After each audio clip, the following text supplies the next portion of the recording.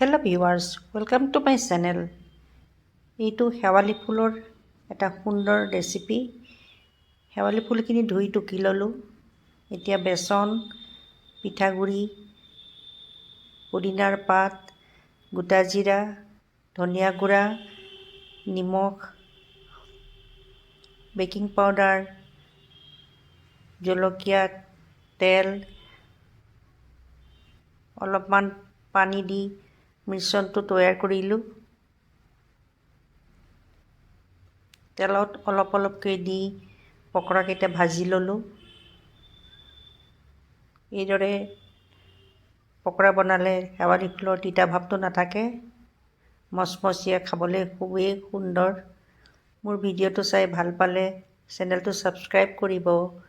Thank you for ৱাচিং my channel. Take care. Bye by.